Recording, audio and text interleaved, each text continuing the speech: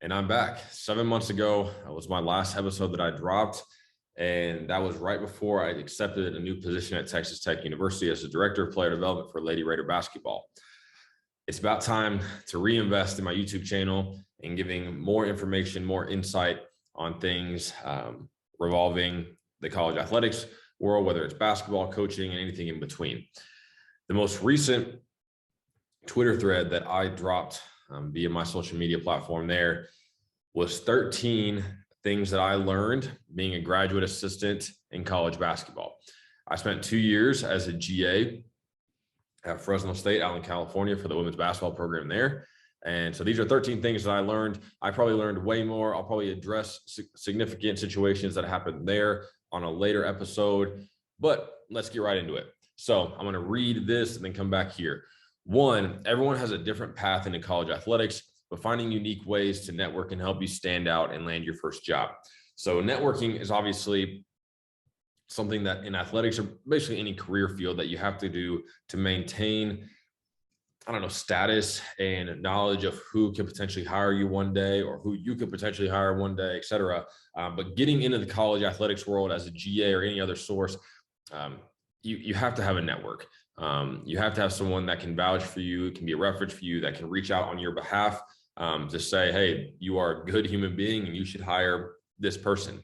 For me, I've done past episodes where I've talked about how I've networked, but I'll just drop 2 tidbits that when I was getting my GA job at Fresno, I used the junior college national tournament as my main source of learning to network and putting myself in an uncomfortable situation by going to JUCO nationals and sitting next to a new coach between each game, introducing myself, asking them about their own career and their path into college athletics.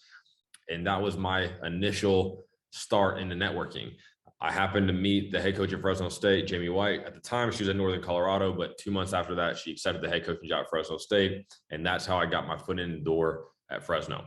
Number 2, I can't recall ever worrying about how much I got paid because I was simply happy I had the opportunity to be in the career field I had always dreamed of being in.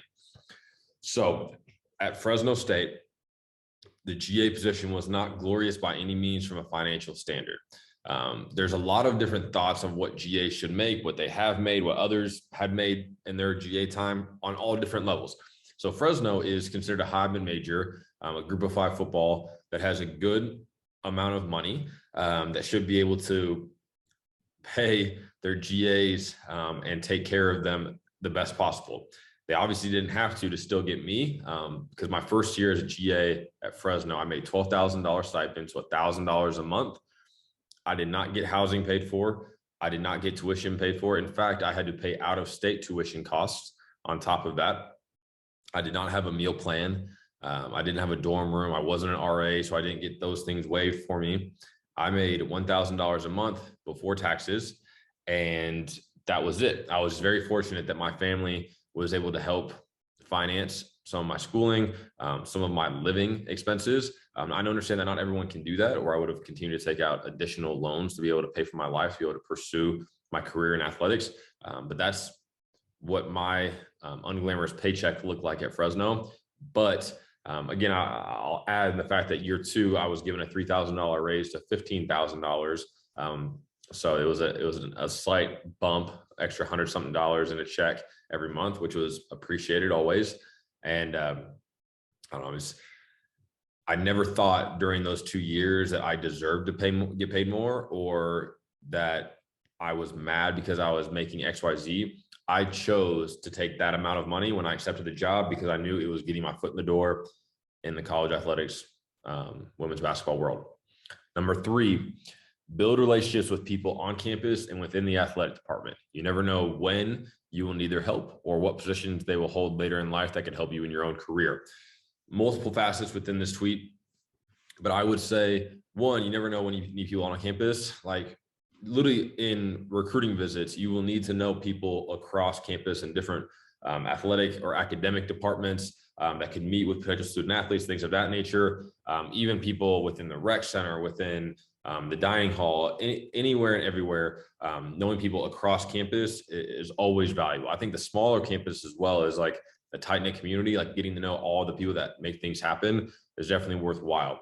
Within the athletic department, again, you have communications department, there's people within, there's associate ADs over different departments. I think having a relationship or a connection to each one of those people can allow you to get things done faster and more efficient when you have those connections. The second piece of it was you never know where they'll be within their span of their career. Again, not everybody stays in the same position for their tenure of their life and their career. So you never know what compliance officer is going to be an AD in 15 years, and you're going to have a chance to interview for that person for a head coaching job that person's the AD at, or something along those lines. So you just never know what relationship's going to matter in regards to building your network that way.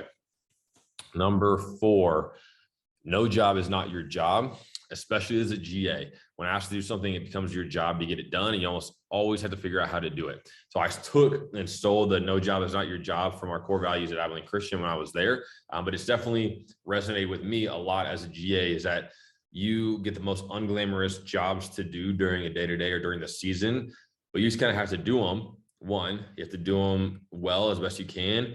And 2, you probably have to figure out how to do it without asking somebody else. Like if someone's asking you to do it, they might give you brief instructions, but from there, you're just gonna have to learn. But whenever you learn or whenever you begin to complete a task that somebody else has given you, it gives you an opportunity to learn that task that you never have to be asked again. And you can just naturally do it year after year or whatever the situation may be. Number 5, learn from everyone on your staff. Ask questions about their career, about their goals, and about their life outside of sports. Those relationships will matter, and their insight can be so helpful in your career and life. So everyone on your staff has the ability to shape and mold you as a young professional. You have most people, at least 3 assistants and a head coach. If you're a Division I staff, if you're at Power 5 like Texas Tech, you could have up to 7 or 8 full-time staff members, along with additional bodies within your direct program. Take advantage of having those people around you on the day-to-day basis during trips, travel, whatever, maybe going to grab breakfast or lunch or things of that nature, to get to hear about their life experience, their career experience, and get to soak up any knowledge that they have that could help you down the road, whether it's with your career, your day-to-day job, and anything in between. Those things are always helpful. Number 6, take notes. You might like how some things are done, or you might not. Either way, this is the time where you start writing things down. So one day when you start your own program, you can look back on how you saw certain things from a different point of view. As a GA, you're going to experience things from the bottom of the totem pole. You're going to be able to look up and be like, I would do it this way, or why are we doing it this way, or I would have done it this way. When you're a GA and the bottom of that situation, you don't always have the voice to speak up and be like, we should do this, or why are we doing this? Start writing things down in a large journal that you will take on throughout your entire career. And so when you become a head coach, you can look back at situations, be like, why did I not like this? Or you might have learned through experience and be like, that actually makes sense why my head coach did this. I was just naive at the time, whatever it may be, but start writing things down, taking notes, so you can have receipts when you go years down the road as an assistant or a young head coach, taking over your program for your first time, and you know what you liked and didn't like along the way. Number 7, loyalty to your staff is pivotal in building trust. When you are a young GA, you are soaking everything in. You're going to do the best you can at your job. Being loyal to your program, wins, losses, how people treat you, how people don't treat you. When you are in that program, you are loyal to those people 100% of the time, every single time. You don't talk poorly about your program. You don't talk poorly about the people within your program. If you are in that program, you don't say a word. You take that stuff to the grave. You take it to your people, and that's it. And that's loyalty. Like, that's taking care of your people in-house and taking care of your program 100% of the time. Number 8, you're going to make mistakes, some bigger than others. Take ownership, apologize, and work extremely hard not to make the same mistake again. Okay, so life lesson for myself. I was the GA at Fresno State, but I took care of all of team travel, which is what most Dobos do, but we had a different situation at Fresno where I got the opportunity to do that.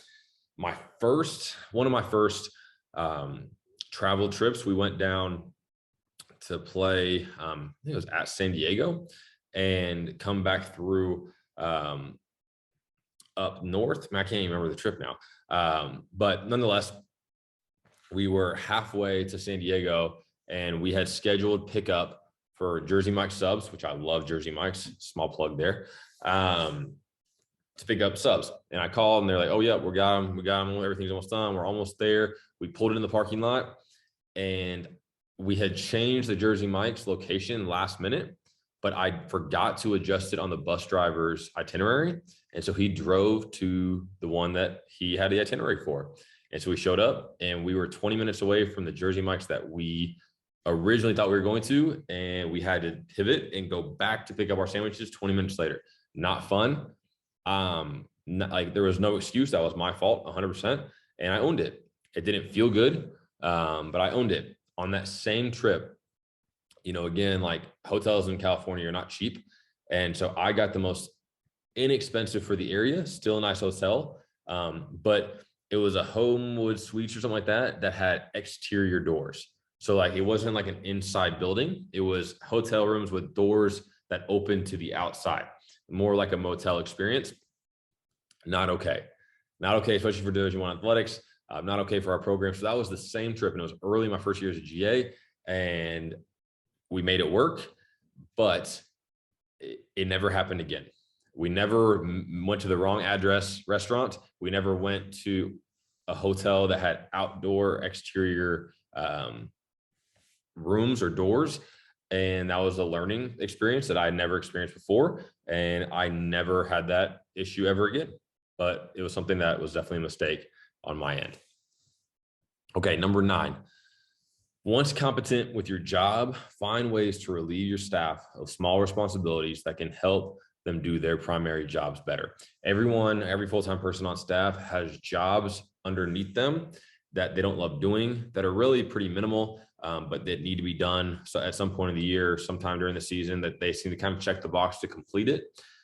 If you are competent at your job at any point, and it's usually after year 1 going to year 2, try to find those small jobs that you can take off your assistant, your head coach, your Dobo's plate, to help relieve them from those minute things so that they can really focus on the primary job and the primary roles. And as an assistant, when you get those taken off, you really get to focus on recruiting, player development, and building out scouting reports during the season. Number 10, it is okay to dream, network, and work towards your next job. As a GA, you have a time cap on your current position. Therefore, being where your feet are is a bit harder than it is when you're a full-time employee. The rest of your staff will understand. When you're a GA, usually you have a time cap of 2 years, just 2 years. And so at the end of it, you're going to have to go find a job, right? That's going to take care and pay your bills. So during those 2 years, it's okay for you to network. It's okay to look and dream about other positions that are beyond the program that you're at. Your staff completely understands, because not every GA is going to be promised a full-time position after they graduate. It's just not natural for every person to just easily walk into the next position, because maybe someone doesn't leave. I was very fortunate at Fresno State that our deputy AD, Steve Robertello, and our head coach, Jamie White, came together, and they walked in my office, or I walked into theirs, one of the two, and basically said, we kind of want you to stay, and this is what we're going to do. And they created not quite a full-time position, but an extended stipend position that was going to pay me like $25,000 to stay longer in a director of player development position there. I accepted it, and 2 months later, I got an assistant job, so I moved on. But not every GA is offered that opportunity to stay in a more full-time or extended pay role. And so during those 2 years, networking is cool. Getting to meet other people is okay. Like getting to think about your next position is okay, because reality is you have a time cap of 2 years as a GA, where full-time staff, you need to be where your feet are, because that's your job. That's how you get paid. That's how you pay your bills. And you should assume that you're going to be there until you're not. Number 11, say yes more than you say no to someone on staff when they ask you to join them for anything. I had an assistant ask me to join them out for a drink one evening in Fresno, and that night I met my wife. So that was a tweet. I would say I kind of over-dramatized that I met my wife. I had met her once before. She worked on campus in athletics at Fresno State, but that was the night that like we really connected for the first time, and the rest is history.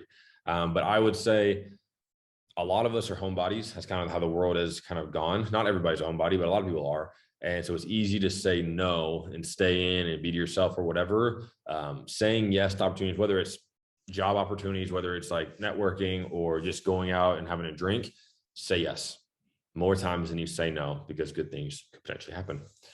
Number 12, be thankful because you're given an opportunity that many others wish they had. So I thought about this all the time, is that like I had frustrating times, I had great times, I had ups, we had downs. But I think I always realized that the flip side of where I was going to be at was not being in the career field that I wanted, being at a significantly lower level out of respect to all that. But like I was at a very high and major school, getting to do a lot of things for the program. And so I always was thankful and appreciative of what I was given and where I was at and what I had. No matter what level you are, you should probably do the same thing, because there's a lot of people that want to coach college athletics that just simply don't get the opportunity to. Number 13, find someone on your staff to be your mentor. I thanked Coach Keith Ferguson for being that person for me at Fresno. At Fresno, our first year, we didn't have an extra space for a GA. And so I shared an office with our second assistant, Keith Ferguson. And I learned more sitting in that office, going back and forth with him about recruiting, about even travel. Even though he didn't do travel, I did. Like, he let me bounce so many ideas off him. He taught me so many things. We talked so much recruiting. I feel like I knew every AAU coach, Texas, Oklahoma, Kansas, because of him. And I never seen him, never met him, but it was because he talked about him so much.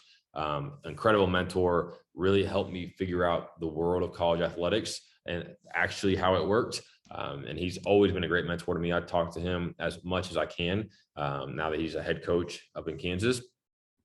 But he was a great mentor to me. So as your GA, find someone on staff that you can connect with, and that will help you learn and grow, both with your job, but also like within the landscape of college athletics and college basketball. So those are my 13 things that I learned as a GA. Again, I learned way more things, but those are the 13 that I put on Twitter today. And this was just kind of a summary and I guess a more lengthened, full briefing of each tweet, so you have more context to it. I hope that you enjoyed it. I hope that you learned something more beyond just the Twitter thread. If you have any questions, please drop them in the comments.